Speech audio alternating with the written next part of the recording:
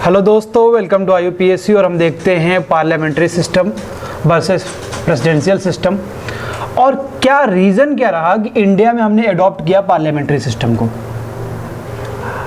और दूसरी चीज़ ये है कि पार्लियामेंट्री सिस्टम और प्रेसिडेंशियल सिस्टम में अंतर क्या है, इसकी हम बात करेंगे। तो देखिए, जो कॉन्स्टिट्यूएंट असेंबली हमारी बनी थी, वहाँ पे भी डिबेट चल रहा था कि क्या अपनी कंट्री में पार्लियामेंट्री सिस्टम लाया जाए कि प्रेसिडेंशियल सिस्टम लाया जाए। तो उन्होंने कहा कि पहले ऐसा करो भाई, दोनों का डिफरेंस देख लो, मेरिट डिमेरिट देख लो, किसका क्या फ़ायदा है क्या नुकसान है, और अपनी सोसाइटी, अपनी टेरेन, अपनी जियोग्राफी, अपनी कल्चर के अकॉर्डिंग जो सूट हो उसको आप ले लो। उसकी हम बात करेंगे इस पूरे लेक्चर में।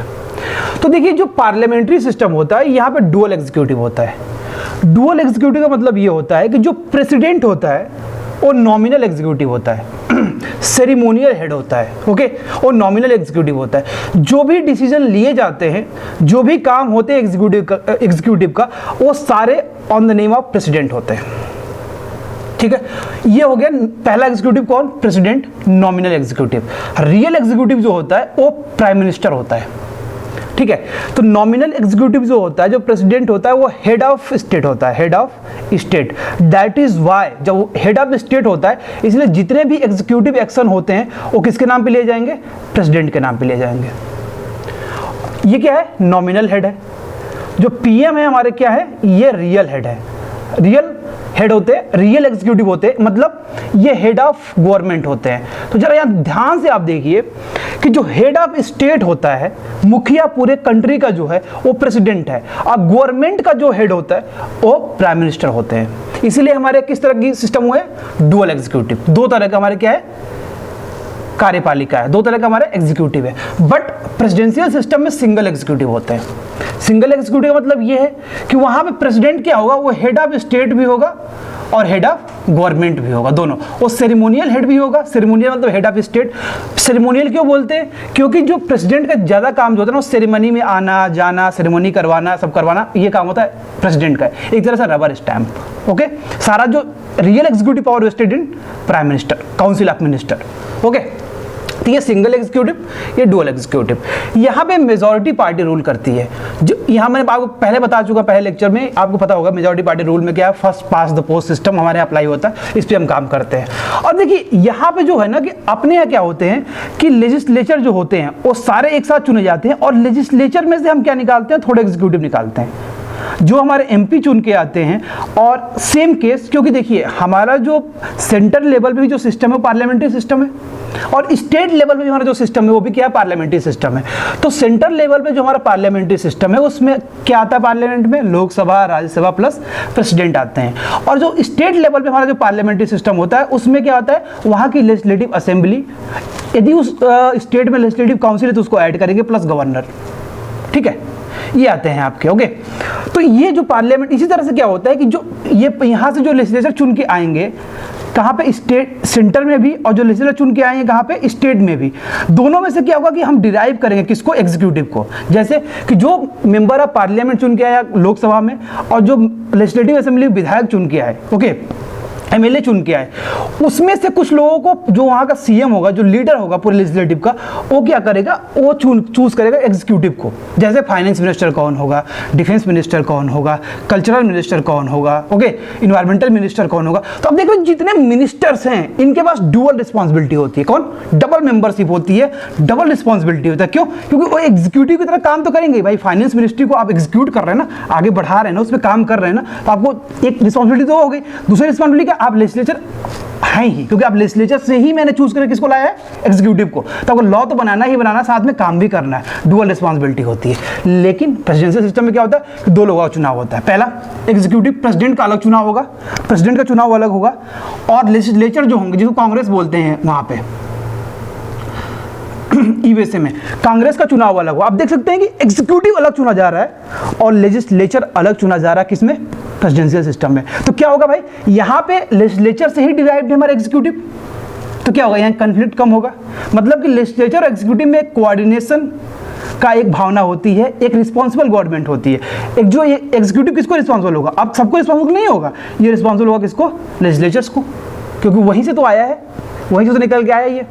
और ये जो यहाँ के लेजिस्लेचर होंगे, जो पार्लियामेंट्री सिस्टम लेजिस्लेचर होंगे, ये रिस्पॉन्सिबल होंगे किसको? पूरी पब्लिक को। जो वहाँ की पब्लिक है वो पब्लिक चुन के भेजी है, इनको चूज करके भेजी है। क्लियर? वो दिक्कत यहाँ पे देखिए कलेक्टिव रिस्पॉन्सिबिलिटी होती है। कलेक्टिव मतलब क्या? जितने भी यहाँ पे काउंसिल ऑफ मिनिस्टर मतलब कौन? एग्जीक्यूटिव क्या है? हमारे काउंसिल ऑफ मिनिस्टर्स हैं। ये रिस्पॉन्सिबल है किसको? लोकसभा को। ये डायरेक्ट पब्लिक रिस्पॉन्सिबल नहीं होंगे। क्यों पब्लिक रिस्पॉन्सिबल होंगे? क्योंकि पब्लिक ने चूज करके इनको लेजिस्लेचर की तरह भेजा है। हमने उसमें से क्या किया है? डिराइव किया है। तो ये जो काउंसिल ऑफ मिनिस्टर क्या होंगे? ये एग्जीक्यूटिव होंगे और ये किसको रिस्पॉन्सिबल होंगे? लेजिस्लेचर को। और legislature as a whole responsible to the public. Public ने लेजिस्लेचर चूज करके भेजा, उसमें से डिराइव करके एग्जीक्यूटिव बने। तो एग्जीक्यूटिव किसको होंगे? लेजिस्लेचर को होंगे। लेजिस्लेचर कौन? As a parliament. पर्टिकुलरली किसको? लोकसभा को। उसके बाद किसको रिस्पॉन्सिबल होंगे? पब्लिक को। ठीक है, इसीलिए देखते हैं अब यहाँ पॉलिटिकल होमोजेनिटी होती है। यहाँ पे पॉलिटिकल होमोजेनिटी एग्जिस्ट नहीं कर सकती, क्योंकि कन्फ्लिक्ट चलता रहेगा ना यहाँ पे हमेशा एग्जीक्यूटिव में और लेजिस्लेचर में। क्यों? क्योंकि एग्जीक्यूटिव यहाँ पे देख रहे हैं प्रेसिडेंट के जितने भी सिस्टम है, ये एग्जीक्यूटिव है एकदम अलग रहेंगे, और जो यहाँ लेजिस्लेचर है ये भी एकदम अलग चुन करके आएंगे। दोनों पब्लिक को क्या होगा? रिस्पॉन्सिबल होंगे। और डबल रिस्पॉन्सिबिलिटी, जैसे दो लोग एक काम को कर रहे हैं तो वहाँ पे बहुत ज़्यादा कन्फ्लिक्ट आती है, बहुत ज़्यादा इंटरेस्ट की कन्फ्लिक्ट आती है। कोई काम प्रेसिडेंट को पसंद होगा और लेजिस्लेचर को पसंद नहीं होगा, कोई काम लेजिस्लेचर को पसंद होगा प्रेसिडेंट को पसंद नहीं होगा, तो यहाँ पे कन्फ्लिक्ट होता है। और सुनिए, जो प्रेसिडेंट का जो अपने पास ये लोग एग्जीक्यूटिव रखते हैं ना, प्रेसिडेंट, ये किचन कैबिनेट में काम करते हैं। ये जो प्रेसिडेंट होंगे, यूएसए के जो प्रेसिडेंट होंगे, वो किचन कैबिनेट में काम करते हैं। किचन कैबिनेट मतलब क्या? जो उनको अच्छा लगेगा, दोस्त उनका जो एग्जीक्यूटिव साथ में रह रहा होगा, कोई जो उनको लग रहा, उनको बस फेद हो, बिना किसी इलेक्शन के, बिना किसी चीज़ को रख सकते हैं अपने साथ में। 2-4 लोग को रखेंगे डिसीजन लेने के लिए, प्रेसिडेंट रखते हैं, उसे क्या बोलते हैं? Kitchen cabinet. वो हमारा कहाँ पे विषय होता है? पार्लियामेंट्री सिस्टम में। यहाँ पे जो पार्लियामेंट्री सिस्टम होता है, यहाँ पे लीडरशिप किसकी होगी? प्राइम मिनिस्टर की होगी। लेकिन यहाँ पे किसकी प्राइम मिनिस्टर लीडरशिप होगी? प्रेसिडेंट की होगी। कोई दिक्कत नहीं है, क्यों? पीएम क्या करेगा? जो भी काउंसिल ऑफ मिनिस्टर कौन? एग्जीक्यूटिव, उनको हेड करेगा ये। ठीक है। डिसोल्यूशन ऑफ लोकसभा यहाँ पे डिसॉल्व हो जाती है। जैसे पीएम ने रेकमेंड कर दिया प्रेसिडेंट को कि आप लोकसभा को डिसॉल्व कर दीजिए, तो लोकसभा डिसॉल्व हो जाएगी। लेकिन यहाँ पे कोई डिसोल्यूशन नहीं होगा भाई। लोकसभा क्यों डिसॉल्व होगी? क्योंकि लेजिस्लेचर अलग चुन के आए हैं, प्रेसिडेंट अलग चुन के आए हैं। तो जो लेजिस्लेचर मान लीजिए उनका लोकसभा है, लोअर हाउस है, तो वहाँ क्यों डिसॉल्व होंगे? कोई दिक्कत नहीं, चुन के आए, कोई दिक्कत नहीं है। अच्छा, फ्यूजन ऑफ पावर, यहाँ फ्यूजन ऑफ पावर होता है, यहाँ पे सेपरेशन ऑफ पावर। देखिए फ्यूजन ऑफ पावर क्यों? एग्जीक्यूटिव और लेजिस्लेचर साथ में मिलकर काम करते हैं, कोऑर्डिनेशन होता है, रिस्पॉन्सिबल गवर्नमेंट हो, इसलिए क्या है? Fusion of power, double responsibility, fusion of power. Executive और लेजिस्लेचर मिलकर काम करते हैं। ठीक है, यहाँ पे सेपरेशन ऑफ पावर, जो प्रेसिडेंशियल सिस्टम है ये स्ट्रिक्ट सेपरेशन ऑफ पावर को फॉलो करती है। क्यों? एग्जीक्यूटिव अलग है और यहाँ पे लेजिस्लेचर अलग है, और दोनों पब्लिक से चूज करके आते हैं, दोनों अलग अलग पब्लिक चूज करके आते हैं। मेरिट क्या है जी? पार्लियामेंट्री सिस्टम की मेरिट क्या है? यहाँ पे हार्मनी होती है बिटवीन एग्जीक्यूटिव एंड लेजिस्लेचर, क्योंकि भाई यहीं से डिराइव हुए हैं, फिर लड़ाई नहीं होगी, हार्मनी रहती है। रिस्पॉन्सिबल गवर्नमेंट होती है, रिस्पॉन्सिबिलिटी ज़्यादा होती है। ठीक है, यहाँ पे क्या होगा? कॉन्फ्लिक्ट चलता रहेगा। देखिए कॉन्फ्लिक्ट चलेगा कि नहीं? एग्जीक्यूटिव और लेजिस्लेचर में चलेगा कॉन्फ्लिक्ट, प्रेसिडेंट में और जो यहाँ लेजिस्लेचर क्या बोलेंगे हम? कांग्रेस बोलेंगे। तो कांग्रेस में और प्रेसिडेंट में क्या चलेगा? कॉन्फ्लिक्ट चलेगा कि नहीं चलेगा? चलेगा कॉन्फ्लिक्ट। नॉन रिस्पॉन्सिबल गवर्नमेंट होती है। अब भाई दो लोगों के पास रिस्पॉन्सिबिलिटी है, तो यहाँ पे क्या होता है? नॉन रिस्पॉन्सिबिलिटी हो जाती है। ठीक है, लेकिन नॉन रिस्पॉन्सिबल तो है, बट ये स्टेबल गवर्नमेंट है, क्योंकि यहाँ लोकसभा डिसॉल्व नहीं होती। स्टेबिलिटी इन्होंने प्रेफर की ओवर द रिस्पॉन्सिबिलिटी। हमने क्या प्रेफर की? रिस्पॉन्सिबिलिटी प्रेफर की over the stability. Prevent despotism, देखिए हमारे यहाँ क्या है ना कि हमारे council of minister is responsible to parliament, particularly किसको? लोकसभा को। ठीक, तो हमारे यहाँ क्या है? डेपोटिज्म को हम प्रिवेंट करते हैं। क्यों? क्योंकि देखिए यहाँ पे जो डिसीजन लेना है वो प्रेसिडेंट अकेले लेगा। ठीक है, प्रेसिडेंट अकेले लेगा, लेकिन हमारे यहाँ डिसीजन कौन लेता है? मिलके काउंसिल ऑफ मिनिस्टर्स। सबका एक कलेक्टिव रिस्पॉन्सिबिलिटी होती है, कलेक्टिव डिसीजन होता है, मतलब वाइड रिप्रेजेंटेशन होता है लोगों का, वाइड व्यू यहाँ पे लिया जा सकता है। पार्लियामेंट्री सिस्टम यहाँ पे क्या होता है कि भाई क्या ऑटोक्रेसी की तरफ मूव कर जाएंगे? मैं प्रेसिडेंट हूँ, मैं चूज कर गया, मैं जो मन करे वो करूंगा, है ना? वाइड रिप्रेजेंटेशन होता है, यहाँ पे नैरो रिप्रेजेंटेशन होता है। ठीक है, डीमेरिट क्या है जी? डीमेरिट क्या है पार्लियामेंट्री सिस्टम की? डीमेरिट ये कि ये अनस्टेबल गवर्नमेंट है। भाई देखते नहीं, हंग पार्लियामेंट हो जाती है, 3 साल बाद ही सरकार गिर गई, कोalition हुआ, उसके बाद कोalition होने के साथ साथ करप्शन ज़्यादा हो जाता है। यूपीए सेकंड का टर्म देख लीजिए, कितना करप्शन हुआ वहाँ पे, इतनी सारी प्रॉब्लम यहाँ पे आती रहती है। यहाँ पे क्या स्टेबल गवर्नमेंट है। आप ये नहीं सुनेंगे कि 4 साल जो हमारा यूएसए का प्रेसिडेंट होता है वो 4 साल के लिए चुना जाता है, तो आप नहीं देखते कि 4 साल पहले वो टर्मिनेट हो गया, नहीं, ऐसा कुछ नहीं होता। 4 साल रहे तो 4 साल चलेगा वो। तो यहाँ स्टेबिलिटी होती है, यहाँ पे क्या होती है? अनस्टेबल गवर्नमेंट होता है। अब देखिए हमारे यहाँ पार्लियामेंट्री सिस्टम में क्या होता है, नो कॉन्टिन्यूटी ऑफ पॉलिसी। तो देखते नहीं कहते कांग्रेस ने बोला कि मेरी पॉलिसी को उन्होंने चुरा लिया, मेरी पॉलिसी को ले लिया।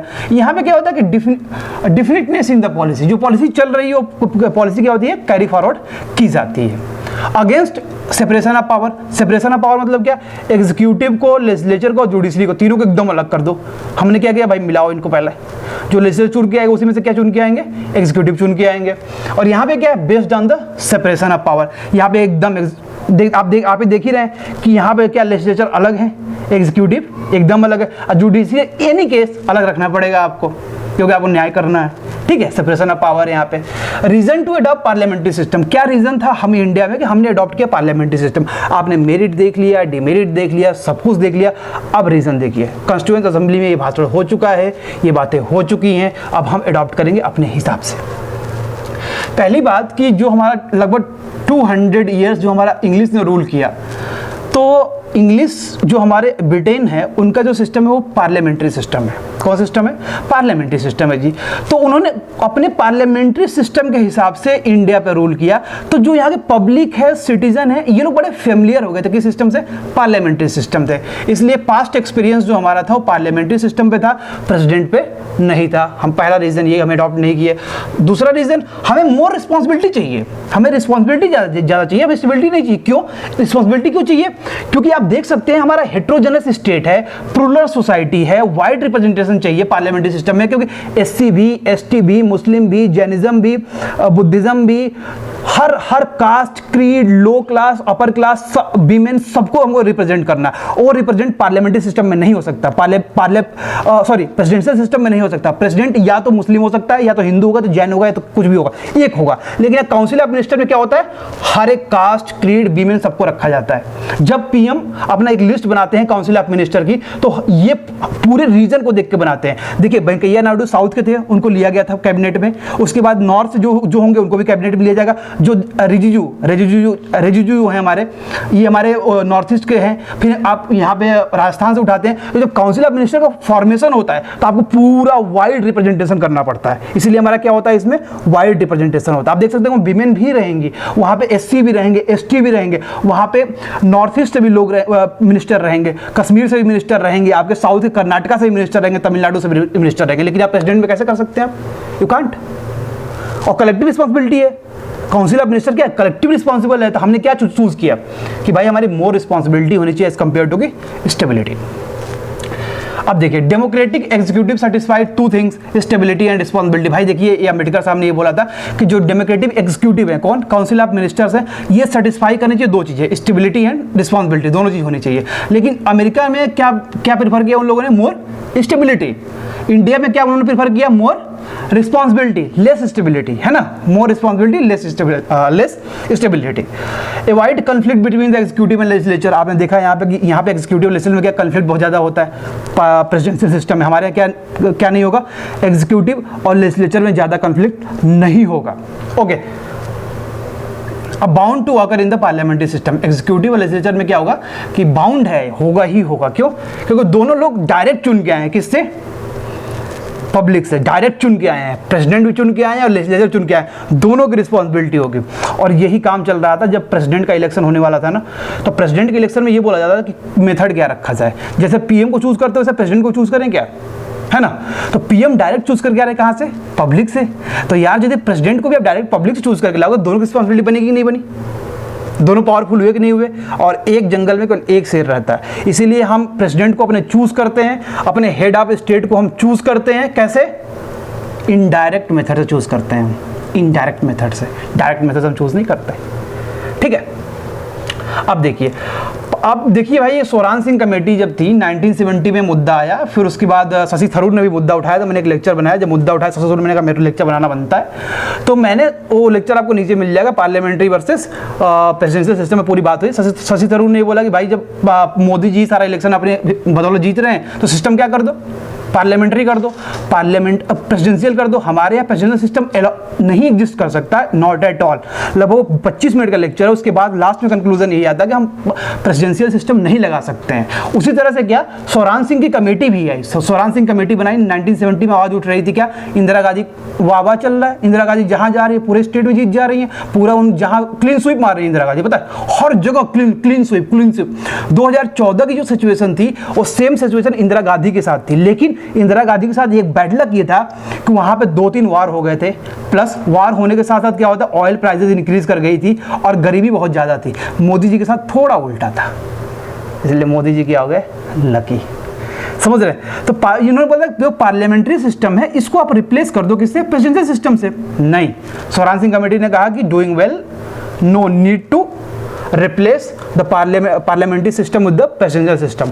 देखिए जी, जब भी डिबेट चलता रहेगा, क्योंकि 3 सिस्टम ही इसमें एग्जिस्ट कर रहे हैं ऑल ओवर द वर्ल्ड। पहला मोनार्क जो सऊदी अरब में है, बहुत सारी कंट्रीज में है, बुरनई में है, साउथ ईस्ट एशिया में मोनार्क, सुल्तान लोग, ठीक है, किंग, प्लस दूसरा पार्लियामेंट्री सिस्टम, तीसरा प्रेसिडेंशियल सिस्टम। 3 सिस्टम इवॉल्व हुए हैं डेमोक्रेसी में, मोनार्क को छोड़ दिया 2 ही सिस्टम हुए हैं। तो हमेशा इनमें डिबेट चलता ही रहता है और आएगा तो हमें क्या लिखना है भाई कि सिस्टम, ये हमको कमी ज़्यादा बता के हमको दे देना, लास्ट में लिखना है कि भाई सिस्टम चेंज नहीं करना है, सिस्टम को रिफॉर्म करना है, सिस्टम को मॉडिफाई करना है, क्योंकि ये सिस्टम अच्छा कर रहा है। प्रॉब्लम पार्लियामेंट्री सिस्टम से नहीं आ रही है, प्रॉब्लम करप्शन से आ रही है, प्रॉब्लम हमारा डेवलपमेंट करने का एटीट्यूड नहीं है, ब्यूरोक्रेसी उतनी अच्छी नहीं है, एडमिनिस्ट्रेशन हम अच्छा काम नहीं कर पा रहे हैं, ये प्रॉब्लम आ रही है। हमें सिस्टम नहीं चेंज करना, हमें क्या चेंज करना है, उसको रिफॉर्म करना है, मॉडिफाई करना है। और गांधी जी ने बहुत अच्छी बात बोली है कि कोई भी चीज़ जो आप कर रहे हो और अचानक चेंज करते हो तो डिजास्टरस पक्का है।